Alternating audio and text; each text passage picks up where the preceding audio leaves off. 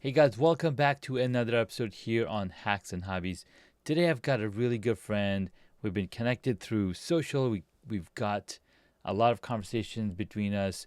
And then he even sent me the awesomest, coolest gift box with his book and all of these actionable items that I'm scared to admit I haven't gone through those things yet. But I'm super excited for Daniel to come in here. Daniel, thank you so much for coming on and being a guest on the podcast.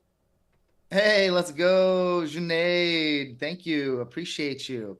Excited to be here on Hacks and Hobbies. Let's rock and roll.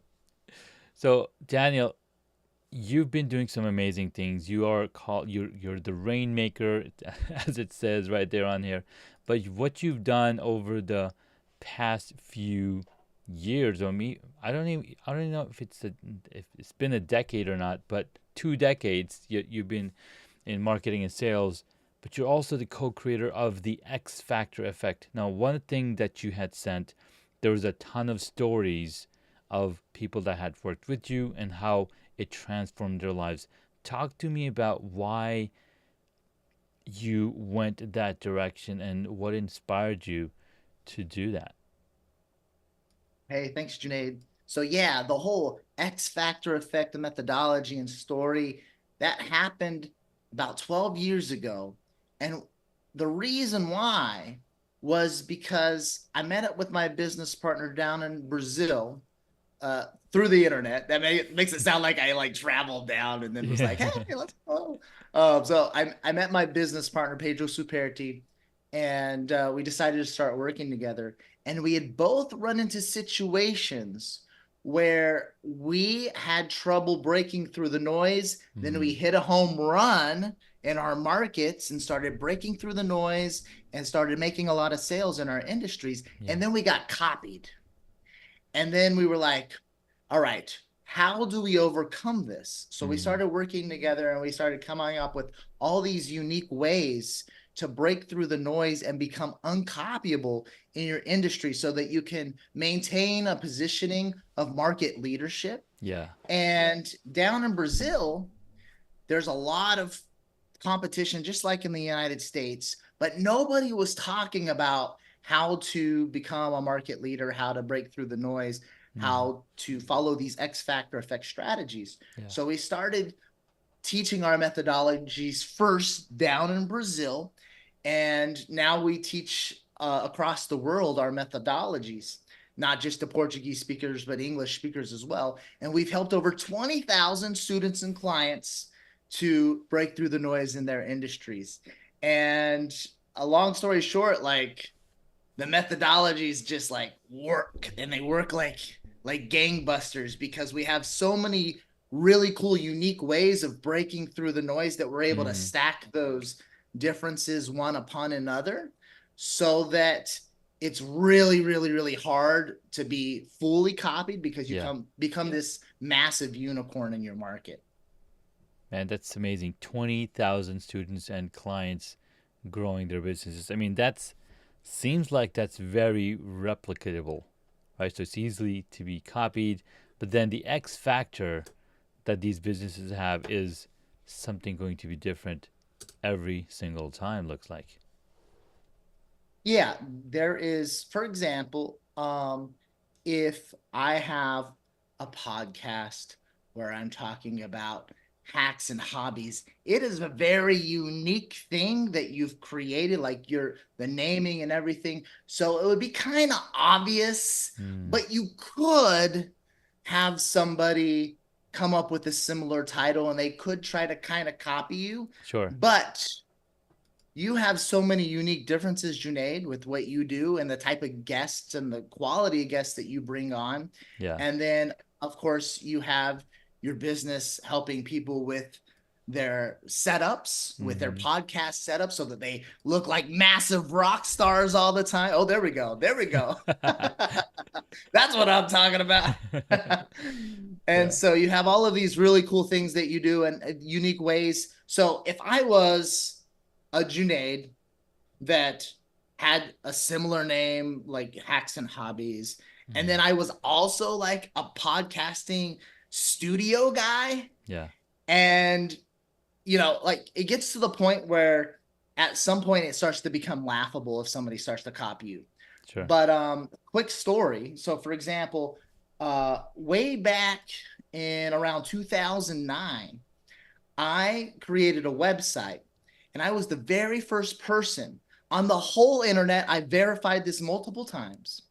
I was the very first person to create an online advertorial, which is a article that has a marketing purpose, that has a call to action, an article that sells. That's what an advertorial is. I was the very first person to ever create an online advertorial for Mm-hmm. car insurance. For car insurance. Okay. And I created that. And for 6 months, I was cleaning house. I mean, I was outselling everybody that was running ads for car insurance. And I was generating a massive amount of leads. And I was sending a bunch of traffic to my website. I was making over $1,000 profit per day on multiple days. And then eventually, around the 6 month mark, I had one person that copied me, but they didn't just copy me like partially. They Yeah. completely ripped off my website, like all of my images, all of the text, and like complete copy of the website. Like, and I'm like, what? Like, what the heck? Like, What's going on? this sucks. Like, this is tough. And then I was like, should I try to sue? And then I learned how hard it is to try to sue people for that type of thing. Right. And basically, damage is done by the time lawsuit's over. It's like a Mm-hmm. big waste of everybody's time.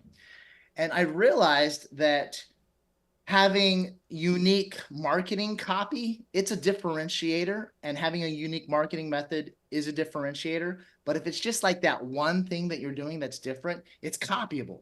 Yeah. So do that one thing that's different and then stack those differences on top Mm. of each other so that you have multiple differences that make a difference. And long story short, with that, today in 2024, so 2009, 15 years later, Yeah. I kid you not, last week, Junaid, I went and I saw somebody's online advertorial and they had some of the same words that I wrote back in 2009 on that landing page for Wow. that advertorial in 2024. The copy I wrote was so good that it still works, at least some of it in 2024, That's amazing. right? Yeah. So a headline isn't necessarily a differentiator that's going to stick. Like a Mm-hmm. headline or some copy that you write, like it's going to be copied, right? So the question is, how do we create those differences that aren't just copyable? Man, that's really specific, and I love where you're coming from because as entrepreneurs, what we don't realize, and I'm gonna share a little story that I learned recently from a book called The Go Giver by Bob Berg, and I'm not sure you probably read it, and the Yeah. story, and this is the last day that Joe gets to visit the sales meeting, and this lady talks about how she learned literally every single way that you could close selling a house.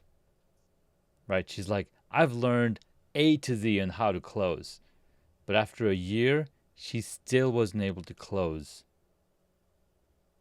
Why? Right? And people are like, wow, that's crazy. And then she was like, I'm done with this. I'm not doing this anymore. And but the next week or on that weekend, she visits and she goes to this event and she listens to this gentleman speaking, and she's like this, and he's like, give more value than people pay for. And she's like, okay, I've got nothing to give. And she's looking at her life and she's like, I've got nothing to give. I don't know what I can give in my when I'm selling or when I'm you know going out there.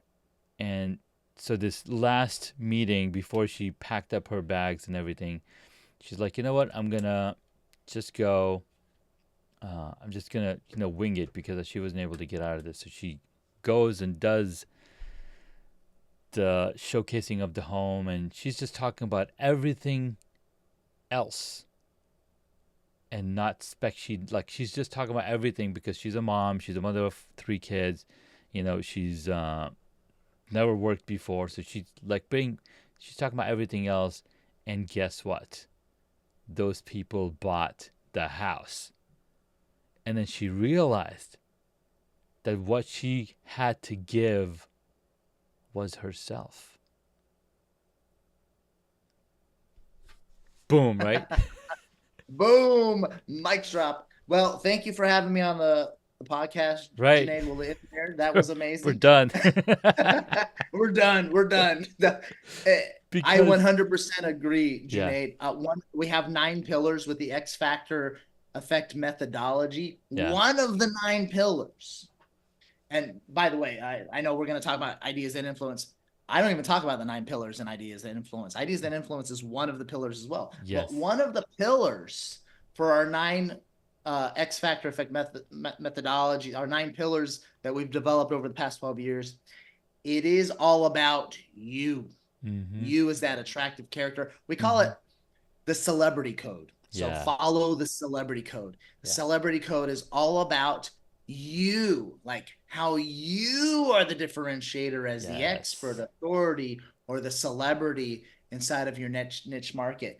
And at the end of the day, it's one of those elements where if we don't talk about it, then we look silly because you, like, that's the hardest thing to duplicate. Like, Yes. I cannot be Junaid. There is no way I Mm-hmm. can try to be Junaid. Yeah. It's impossible. Yeah. And I love what you say that, because 2 years ago, I was in LA, and just a few years before, I had met this gentleman on Reddit, of all places, and he's like a podcaster, and he's like, "Oh, you should come by my podcast studios here in LA." So when I was actually in LA, I called him up like, "Hey, I'm in LA. I'd love to come visit your studio." He's like, "Yeah, yeah, come on down, and we'll record an episode." I'm like, "Awesome, let's do it." So when I got there, he's got this nice little place that doubles as a stand-up comedy place, but then they have these sofas and cameras and everything set up for podcasting. Nice. And so as we're having this conversation, he's asking me, "So what do you do? How do you help people?" And I was like, "Well, I help people set up home studios." He's like, "Wow, you're taking away my business." And he folds his hands like this. Oh I'm my like, "You're in goodness. competition with me." I'm like, "Let's think about it. Let's think about it. How are we in competition?" Number one, you're the only podcast studio in West Hollywood. Differentiator? Yes. Yeah. You're the Yeah. only, I think his name was I can't remember his name for some reason. He's like, "You're the only person with this name that runs a studio in Hollywood." And so as I break this down to him, he starts opening up. He starts releasing that arms, and he's like, "Wow, you've really taught me something good." And then he's like asking me. So I was like, break it down, like, you're the only person that's running this. That's why you have celebrities coming through here, because they don't know anybody else that has a space like this that can offer the services that you do. I'm just helping people in their homes, and that's my specialty. But that doesn't take anything away from you, because there's plenty of room in this world for all of us to accelerate, excel, and make it big. Yeah, it's that growth mindset. 100% Junaid. I have this weird thought. Like randomly I'll think about it because Yeah. I mean, so I know Elon Musk, all right, so he's crazy. Okay, we all admit he's crazy. And so, but he's crazy to the point where, like, we might all be going to Mars one day. Let's go. And let's go. And so I have this random thought. It comes up lots of times, and I'm like, all right, so what's the cost to go to Mars? The cost to go to Mars, if we had to put a value on it today, if it was like already commercially available, it Mm-hmm. would probably be at least $10 million per Mm-hmm. person. All right. And so I have this crazy idea in my mind when it comes to the X factor effect and innovation and how economies grow, where if we continue to evolve together, and we all continue to grow together, and we all continue to trade enough value together, Mm. we could economically, all of us as people, get to the point where we could all be exchanging millions of dollars Yeah. amongst ourselves all the time. All the Because time. when it comes to GDP, if you understand GDP, it's all about how much exchange is happening. So if 10 of us, Junaid, me, Junaid, and eight more of you listeners, we're all in a room. And if we all have $1 million offer and we all buy each other's $1 million offer, so 9 of you pay me $9 million for my offer. I provide you $9 million in value. And then I take that 9 million and I also buy all 9 of your offers and then receive the value through your offers. Yeah. That exchange is how GDP works. Mm. And as we continue to innovate and follow the X factor effect and be different in our own different ways and provide massive value in this world, Yeah. we all could get to the point where we could all theoretically be affording that $10 million each in order to make it to Mars. Yeah. And then we're, hanging out on Mars together. That's so true, and it's because we're able to support each other is the only way to move forward.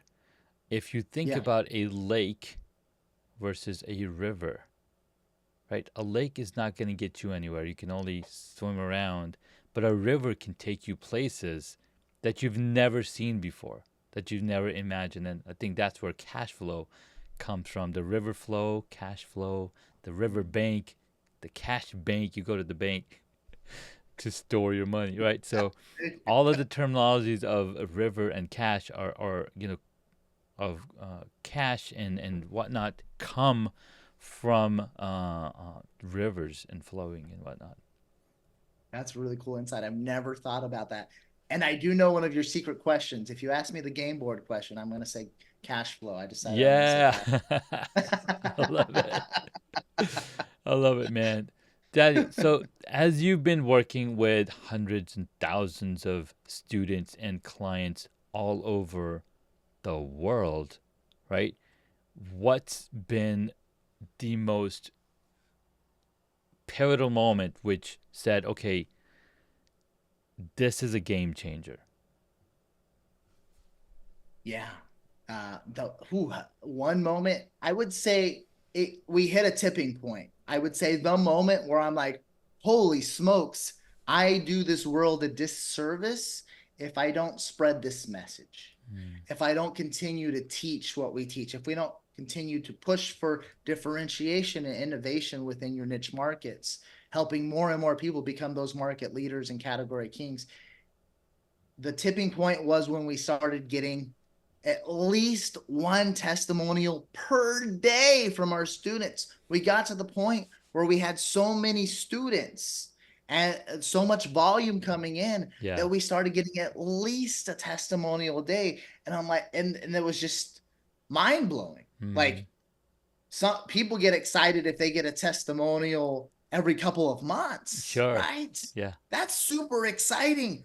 But literally, our impact was so impactful, and the Mm. message and the way we were helping change people's personal economies was so impactful that we started getting a testimonial every single day from our clients, which is, and it's like, okay, I got to keep pushing. And when I decided with that momentum, finally, because it was all strategic, we were going to first help everybody, and when I say everybody, as many people as we could down in Sure. Brazil, and then I was going to start taking the message of the X Factor effect and everything we teach worldwide, and meaning mainly the English speaking market.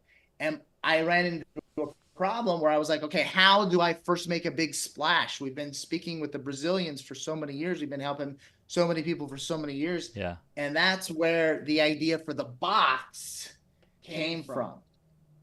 So I was like, I have to be different in a way. I have to break through the noise in a way where it's super impactful. And we Mm. have to prove to people that we're practicing what we preach. And we have to prove to people how impactful it is what we're doing. So Yeah, I came up with the first free plus shipping book plus box experience. that's amazing. Literally, nothing else on it is like exists. There's free plus shipping books, but there's not any free plus shipping books that come with an entire box experience. And Yeah, I was the very first person to launch that. So I had to differentiate it once again. I had to practice the X Factor effect once again, practice yeah, what I preach.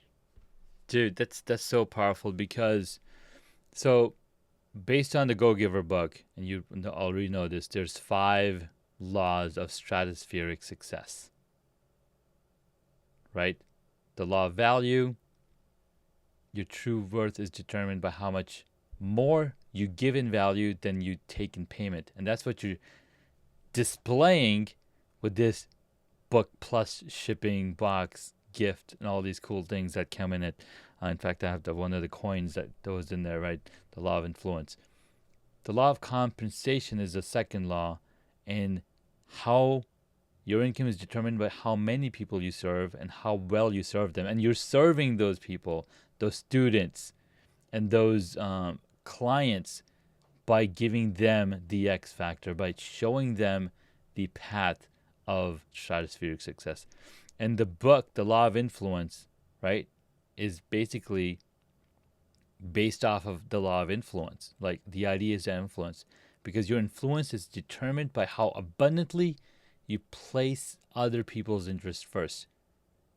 And as a student, as a teacher, that's what you're placing their value and their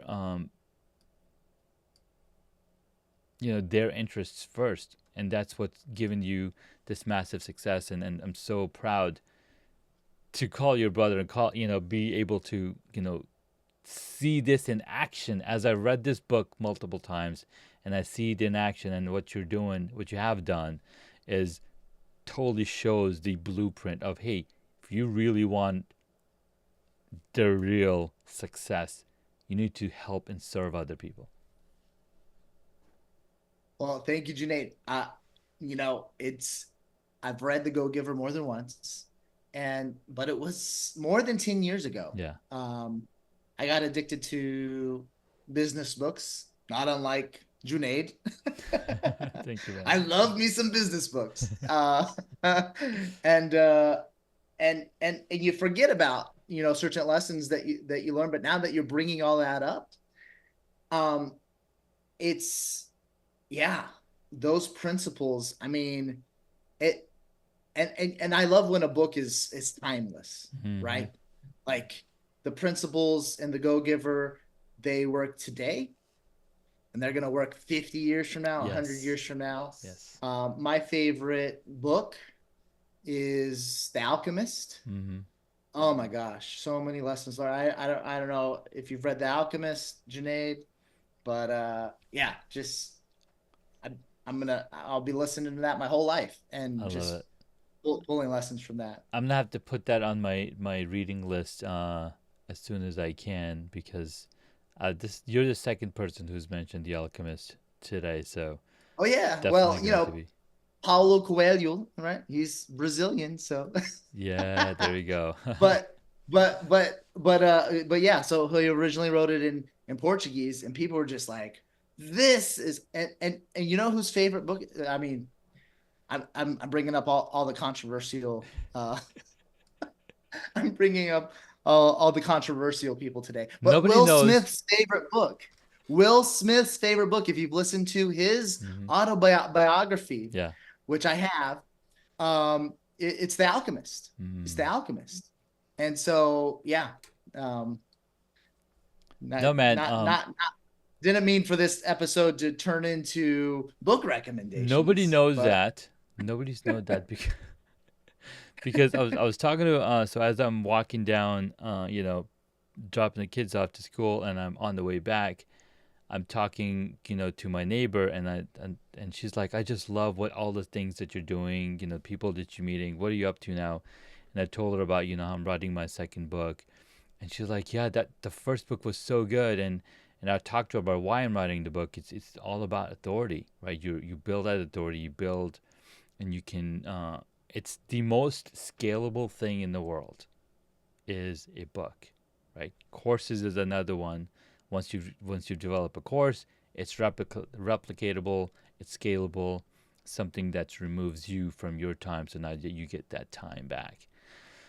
Yeah, 100%. I love And it. because going back to the value example, if I am going to provide in the circle of 10 people, if we're all going to exchange $1 million, so that our GDP is 10 million or whatever that turns out to be. Maybe that turns out to 100 million Mm-hmm. GDP because we're all exchanging 10 million. Um, if in that case, for all that exchange to happen, I need to provide that amount of value. Yeah. So I need leverage. Mm-hmm. That's a key component that people miss.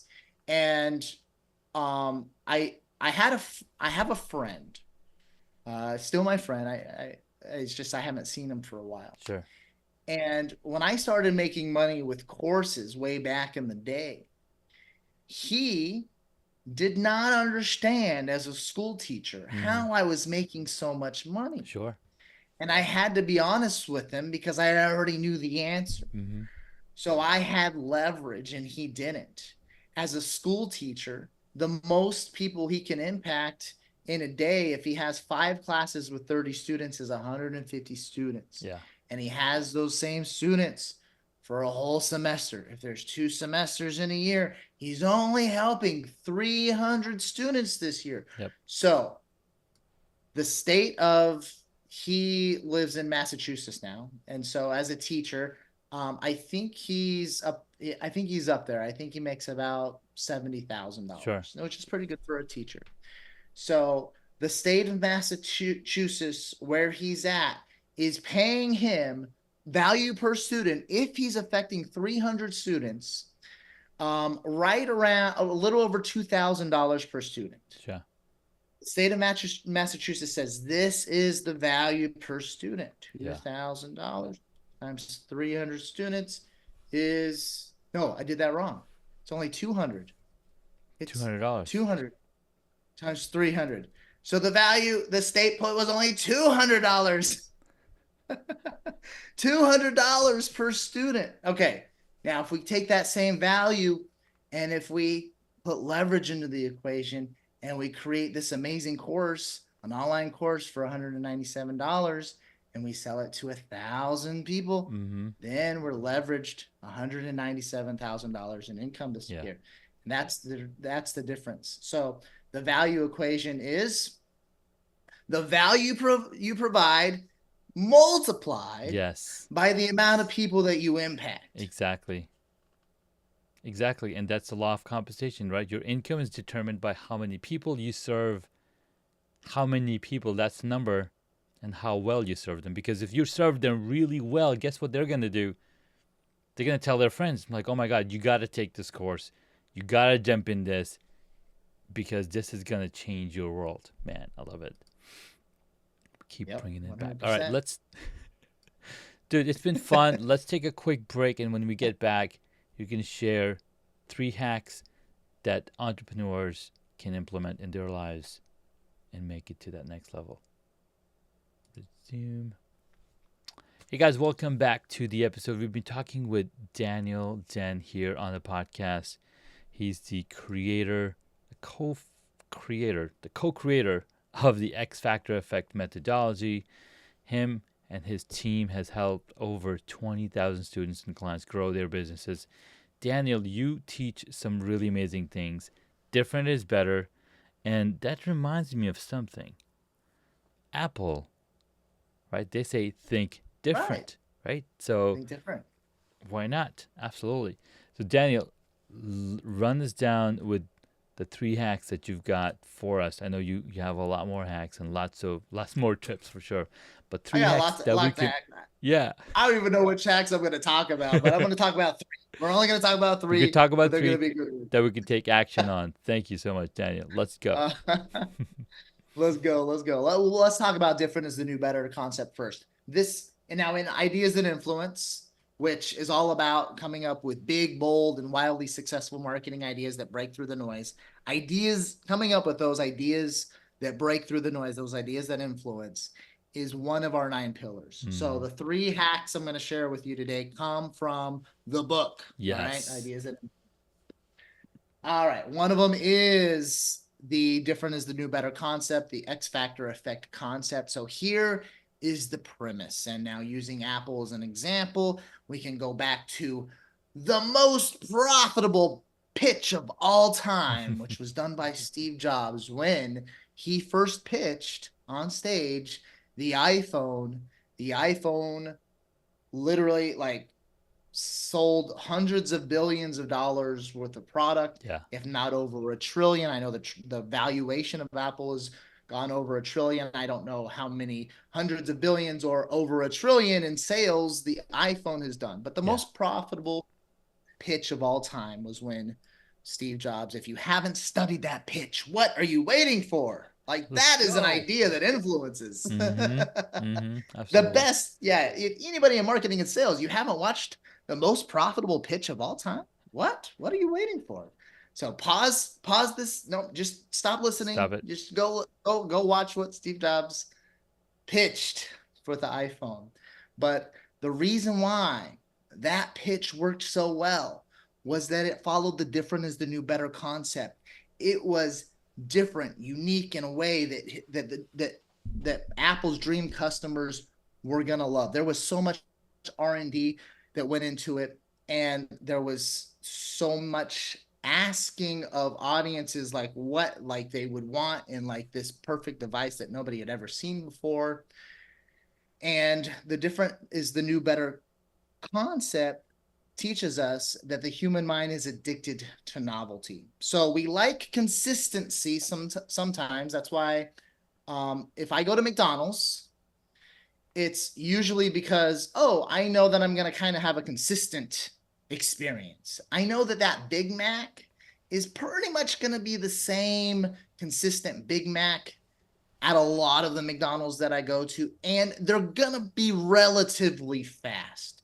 So people, we love consistency, but we also love novelty. And so that same McDonald's is constantly coming up with novel things to bring us into the door randomly. So um that what was the milkshake called with the purple character? I forget the purple character's name, but there was this purple milkshake. Mm-hmm. You know what I'm People probably know what I'm talking People about. probably know.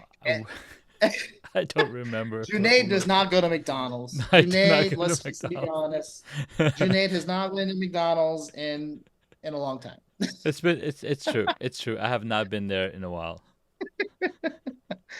But the point here is that people love consistency. A lot people are also addicted to novelty. So those novel items doesn't have to be McDonald's, any fast food restaurant. They're going to constantly add novel things to the menu that are there for a limited time so that Mm. it brings in a wave of new customers because we are addicted to novelty. It works, so they do it over and over and over again. And they have planned out all of these big restaurant chains have planned out over the next 6 months, 1 year, and 2 years the new novel items that they're going to bring onto the menu and that they're going to Wow. advertise about so that they bring people into the door on a consistent basis because we are addicted to novelty. Now, when it comes to the different is the new better concept, we also realized, and the reason why we say different is the new better is because in 2024, quality is no longer a differentiator, quality is expected. So, what people start saying is better in 2024 isn't that it's better quality, Mm-hmm. because like all products and services that that sell have quality because quality is the bar, Yeah. right? Like you have to at least have quality in order to sell. But when people start saying that something is better, a lot of times you say, "Oh, why is it better?" And Mm. then they will say, Junaid, they will say, "Well, it's better because it's different because of X, Y, and Z." And they'll list off all the reasons why something is different. And what Yeah. we realized is that people start using the synonym in their minds with different is better. Like anything different in their minds, a lot of times is what they label as better. And so that's why we say different is the new better.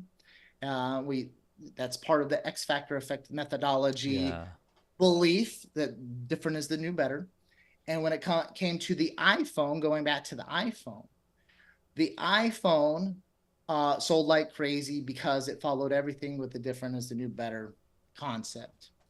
And it was, if you watch the pitch, Steve Jobs lays out all the reasons why the differences are better. We took away the keyboard Yep. and we did the touch screen, and we made it so that the we have the app store and this and that, like all the different reasons, and we put the iPod Yeah. inside of the phone, and so that you don't have to buy an iPod anymore. Yeah. So, and then it's like, wow, why would I not buy an iPhone? This is Hmm. crazy. So Yeah. that's the first concept. First What concept. are your thoughts Different on that, is Junaid? the new better. I love it. I remember watching that keynote when they first announced this in 2007. Yeah, 7, yeah. 2007 at 9:24 a.m. is when they You watched announced. it live? I Did you watched it watch it live. live? I watched it live, and I've watched Wow. it multiple times over the years. And I'm a huge like I've designed apps for iPhone early on, so I've been in the web space for a while, and I just loved the introduction. It's like it's an internet communicate. It's a phone. It's an iPod. It's an internet communicator. And he kept rotating those three images Right. back and forth. And people are And then he's like like, "Are just you getting this?" sitting on the edge of their seat. Are you getting this? And then when he announces it, the thing, people are like just berserk. And what's funny, and you're gonna love this, Daniel. I don't know if you paid attention to this, but when they first announced or introduced the Mac, the first Mac, it said hello. Right. Yeah. The Computers hello. I at remember that that. time didn't talk to you. Yeah. They literally called them clones, IBM clone. Oh, I needed to get an IBM clone. So they were already different with the introduction of the Mac, the Yeah. introduction of And the that iPod. the hello font, Yes, same the Hello thing. The font. font for that was different That too. was Like different. Steve Jobs like studied Yeah, what font he wanted to do. exactly. So Mac, the iPod, different because we've had MP3 players for a while before the iPod came out. Right. Then the Yep. iPhone, then the iPad, the AirPods was introduced by Apple. Now, if you remember any time before the AirPods, nobody thought to create a charging unit for your headphones. Everybody had cables plugged into their headsets to charge those devices, Yep. right? So now we've got this portable charging innovation. People say Apple's not innovative. Get out of here, I was convinced right? that the AirPods were not going to. This was the one product I was like, those are so ugly. Yeah, There's no way. yeah, But the social proof was everybody bought them and hmm, everybody loved them. And yes. so eventually I was like, holy I smokes, need like to I'm get me one seeing of these these. everywhere. I still think they're ugly, but there's something to these. And now I don't see them as ugly anymore Right. because they're It's become it's the just norm. the norm. It's become the It's norm. just the norm. Yeah. And when I finally got my AirPods, because I was resistant, I was like, no, they're ugly. I'm not. No, they're ugly. They're ugly. I get them. And I'm like, this is like the best product ever. Like, now I get it. Like, Yes. this is cool. Especially how you can switch between your desktop and your phone and your television. Yeah. Yeah. Like before, I would run this long cable from the TV to my bedroom and then put on these headphones so I didn't want to bother my wife as I'm watching these movies. But now I just say, select my AirPods, watch that show that because I love animation. She doesn't. She like you just watch your animation. So I was like, yeah, this is what's up. So, anyways, different is That the new was better. That was hack number one, guys. We're still here. We'll go fast. We'll go faster now. So, all right. Sticky and shareable. So there's 7 elements we share in ideas and influence. So we want to follow the different is the new better principle. We want something that has an X factor. Yeah. I and multiple. So iPhone example had like 50 X factors, Mm-hmm. right?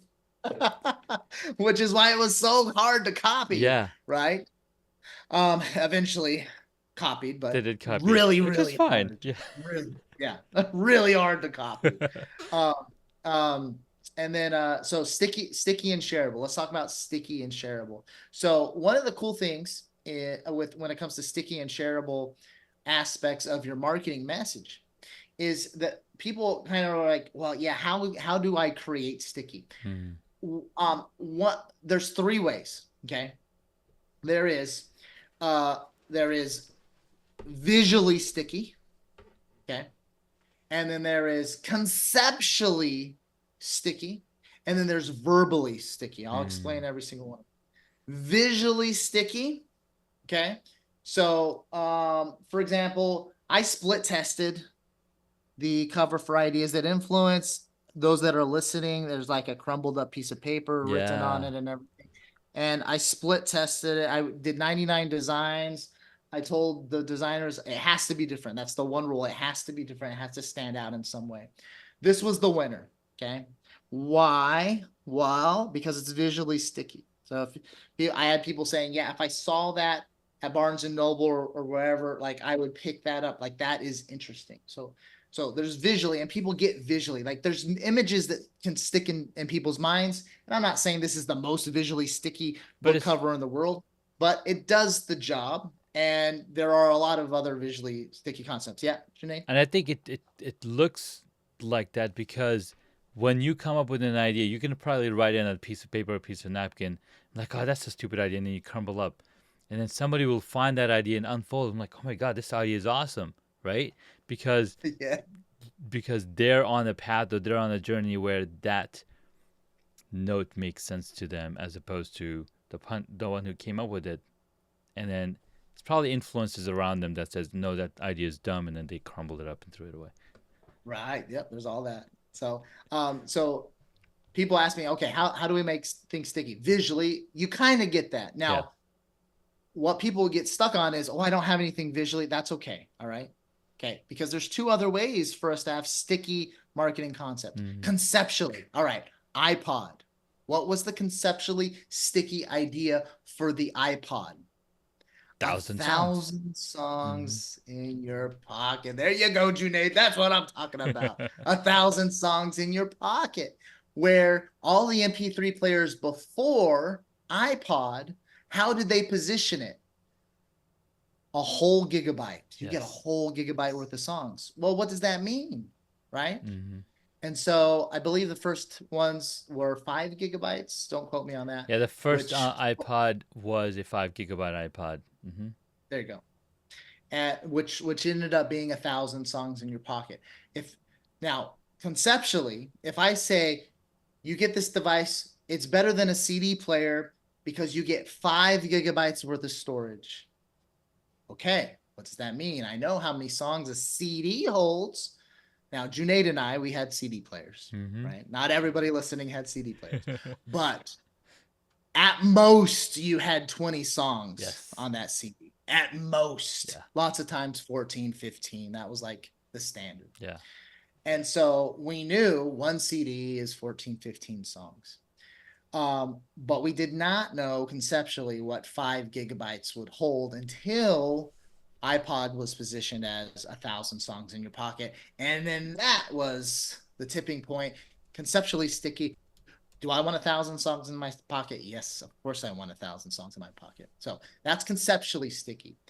Verbally sticky is when something has like rhyme or repetition. Like this can include things like jingles. Mm-hmm. So, mommy, wow, I'm a big kids now. Junaid has his 2-year-old, so might be getting huggies already. So there you Yeah, go. yeah. Hacks and Mommy, hobbies, well, right? I'm It's right on your tongue.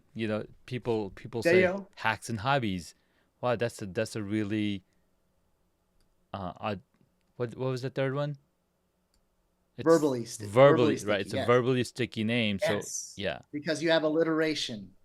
So the I have a dream speech, I have a dream, I yeah, have a dream, I have a dream, yeah, repetition. yeah. When it comes to Apple, since we're talking about Apple so much in today's episode, um, the App Store, what was the slogan? There's an app for that. There's enough for that. There's an app for that. Yes. There's an app for that, which was the most genius out of like when it came to the iPhone commercials. Mm-hmm.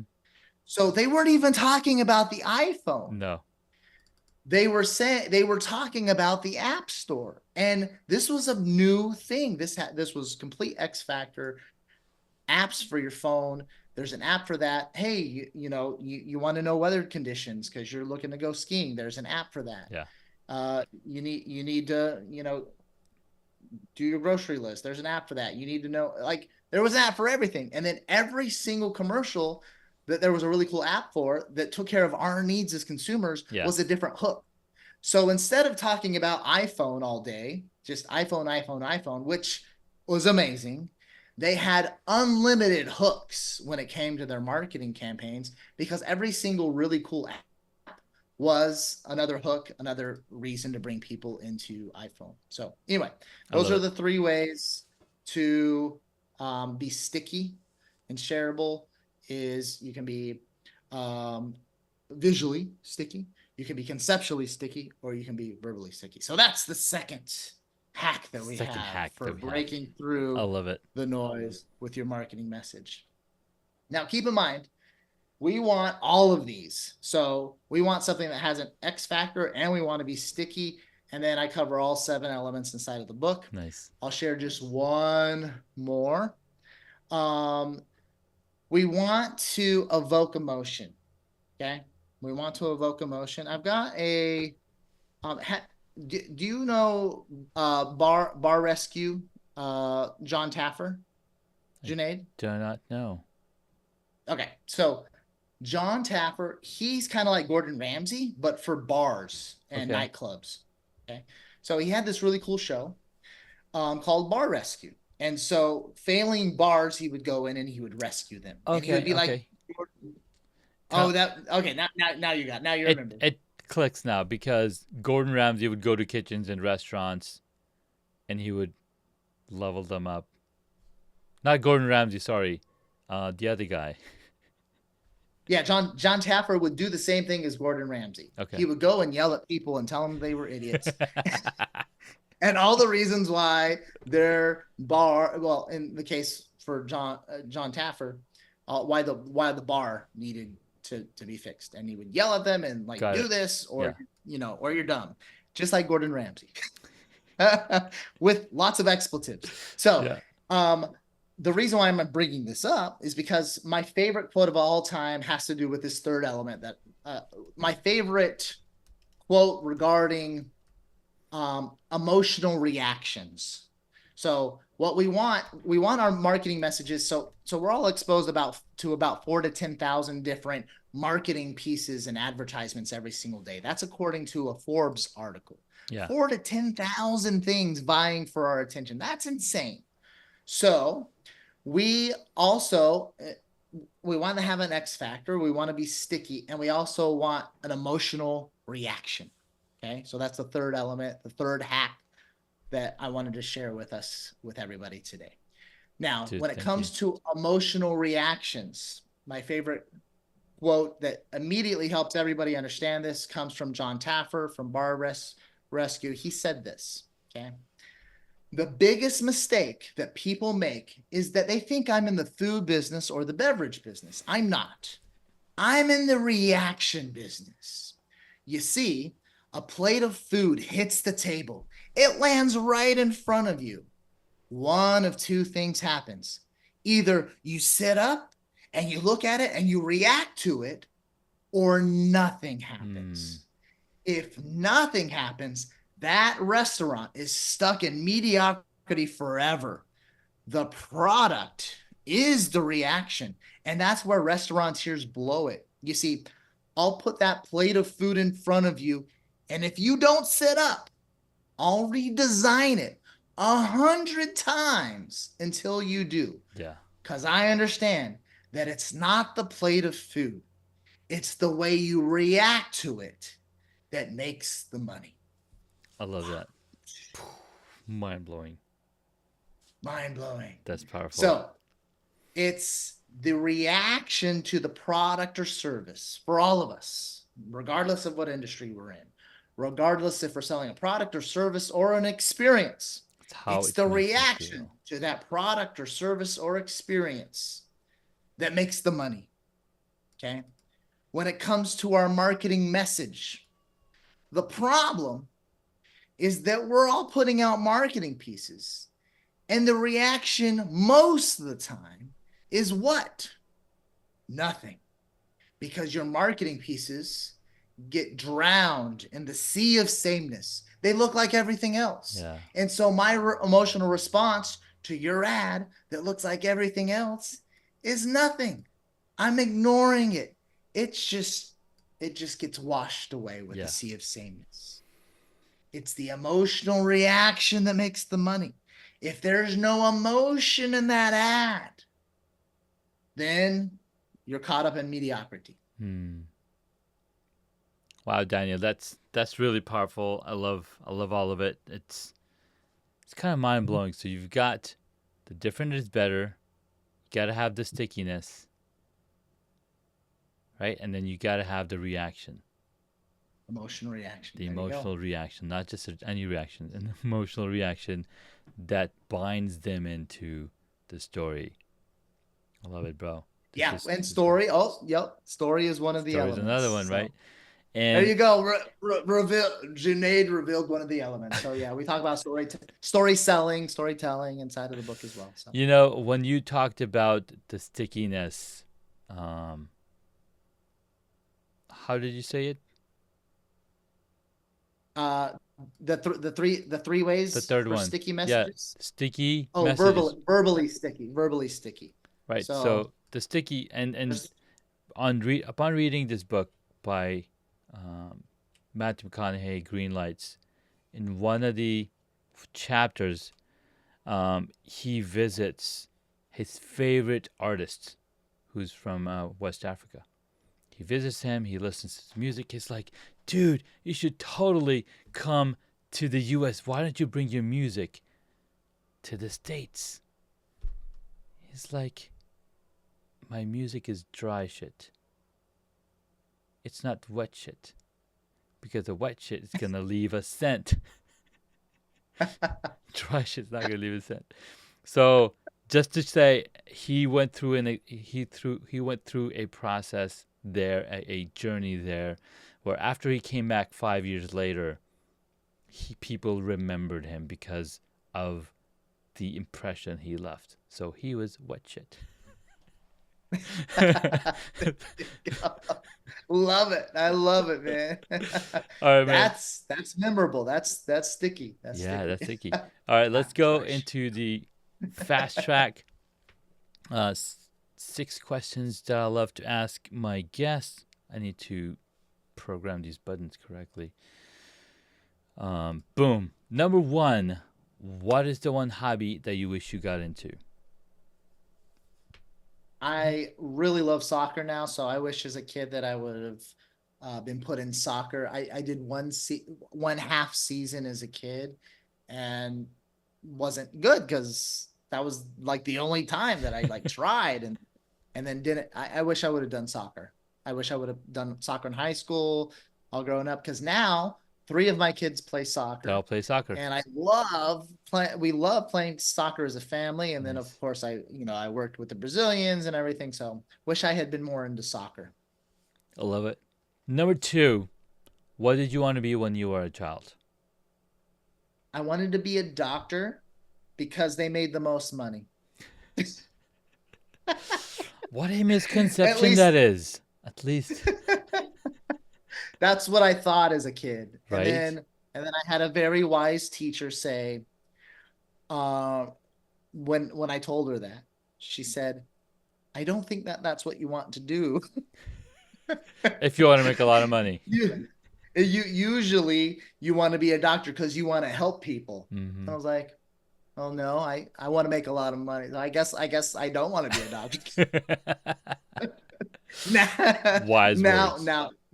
yeah. Anyway, but I knew what she meant. So anyway, No, that's now good. I'm making myself look bad. I'm not just like this hungry No, capitalist. dude, not Now, at all. I mean, now, doctors went in to be a doctor because they wanted a lot of money.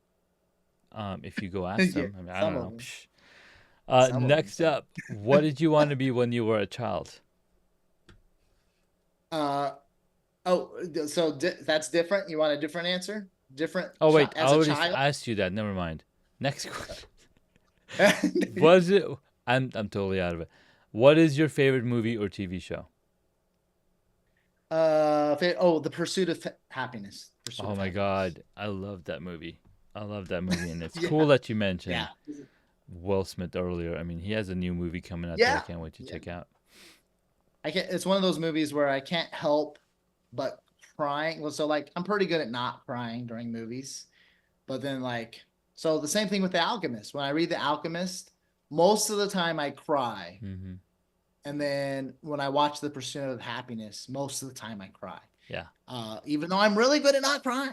But I did as a kid. I cried during Lion King. So I anyway, love, maybe I'm not that. I love crying movies, man. I'm listening to the book, uh, The Go Giver Marriage, and I'm crying to this book. So There you go. it's very powerful. Yeah. Next up, what movie would you choose if you got to play a character in it? If I got I think if I could play Loki, I think I would have a lot of fun playing Loki. Like Dude, I'm not good as an actor, sure. but if I could be Loki, like that would be fun. I So love yeah. that. Um, Even the show, right? The TV show. Yeah, yeah. Well, I mean, there isn't a Loki specific movie. That's the closest thing. So, but yeah, Loki was in the movies Yeah, as well. So anyway, but nice. yeah, playing Loki in the MCU. So All right, next up, who is your favorite superhero?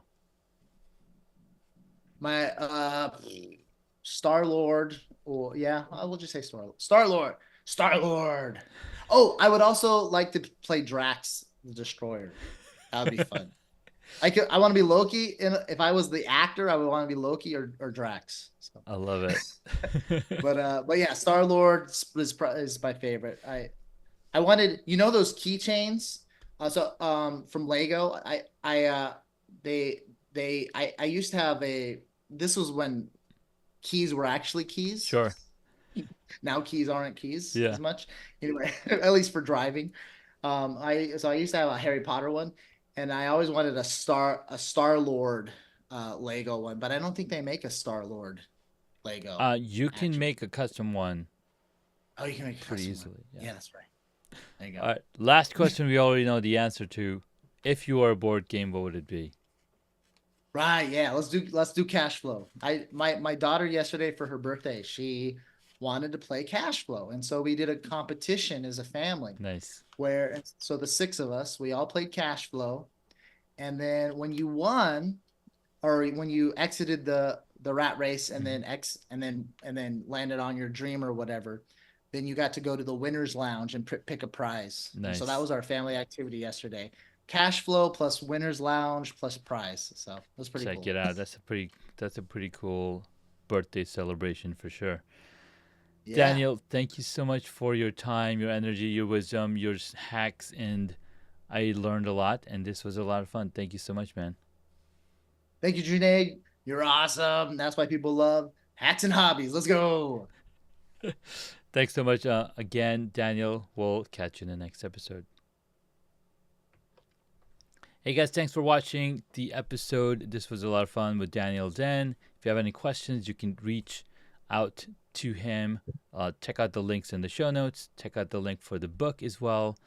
The book is amazing. I cannot wait to put it down. Um, cannot wait to finish through it and use those ideas that influence. Thanks again so much, and we'll catch you again in another episode.